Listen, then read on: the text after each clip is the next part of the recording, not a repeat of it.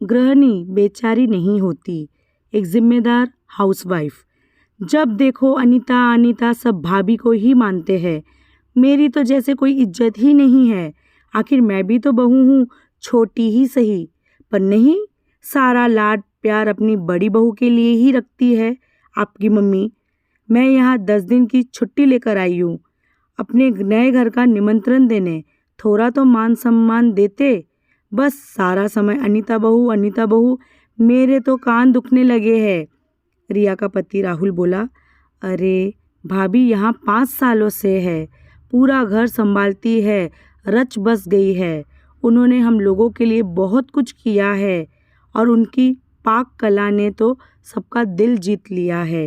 रिया मुंह फुलाकर गुस्से में बोली, पतिदेव, अगर घर का खाना बनाना ही जीवन का आधार है तो हम तो पागल हैं जो MBA की डिग्री लेकर लाखों के पैकेज कमा रही हूँ।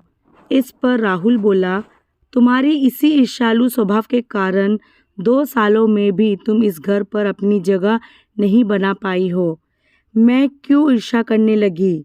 साइंस में टॉप करने वाली होम साइंस के स्टूडेंट से क्यों ईर्ष्या करेगी? वैसे भी उन्हें बताऊंगी कि दिल्ली में मेरी कितनी इज्जत है।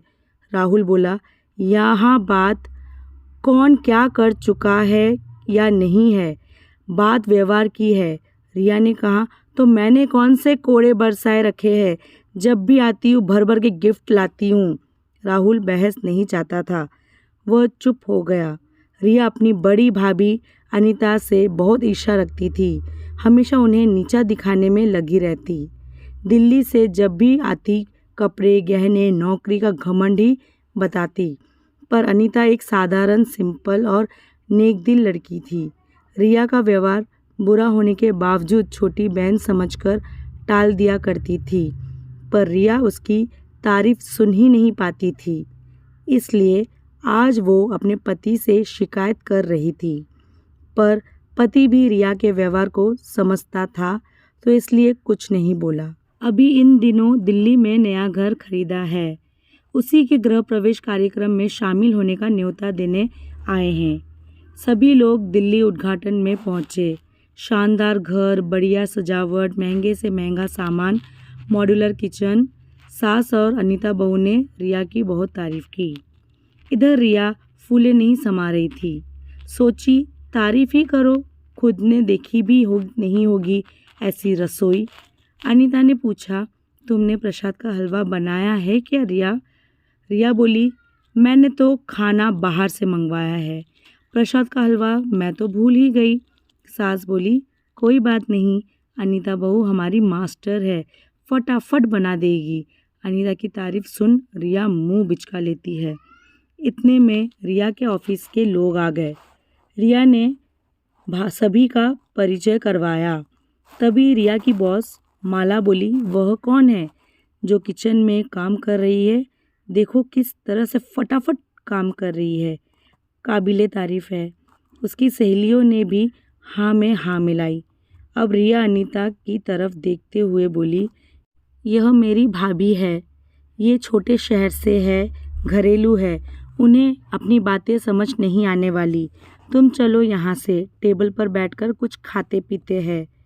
रसोई खुली हुई थी और अनीता ने सब सुन लिया। रिया के मुंह से ऐसे शब्द सुनकर घर वाले खुश नहीं थे, पर वे माहौल को ख़राब नहीं करना चाहते थे, इसलिए अभी कुछ नहीं बोले। सब ने खाना खाया, साथ में हलवा खाते हुए रिया की बॉस माला फिर बोली, रिया बहुत टेस्टी हलवा है, तुमने बनाया है? रिया जवाब नहीं देना चाहती थी। तभी अचानक सास सुशीला जी बोली, मेरी बड़ी बहू अनीता ने बनाया है, उनके हाथों में जादू है। माला मुस्कुराते हुए बोली, बुलाइए तो सही, हम भी उनसे मिले। रिया बेकार मन से अनीता को बुला लाई।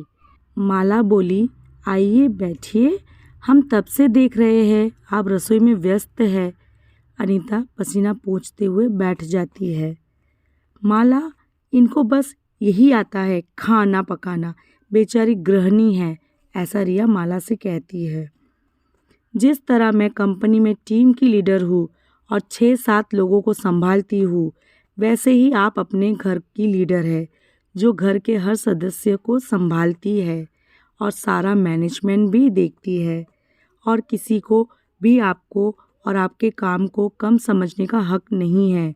रिया, मुझे लगता है तुम्हें माफ़ी मांगनी चाहिए, माला ने रिया से बोला। रिया ने सोचा नहीं था कि पासा इस तरह उल्टा पड़ जाएगा। उसे लगा भाभी हमेशा की तरह कुछ नहीं बोलेगी और वह ऑफिस वालों के सामने उनकी बेइज्जती कर तसल्ली कर लेगी, लेकिन अब माफ़ी मांगने के अलावा और कोई चारा नहीं था। रिया शर्मिंदा होकर सबके सामने माफ़ी मांग लेती है।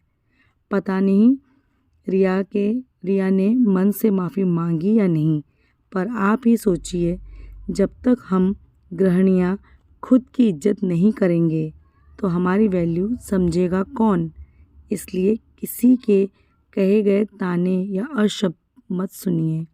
गर्व से कहिए, हम हाउसवाइफ है, यानी गृहिणी है, कोई बेचारी नहीं।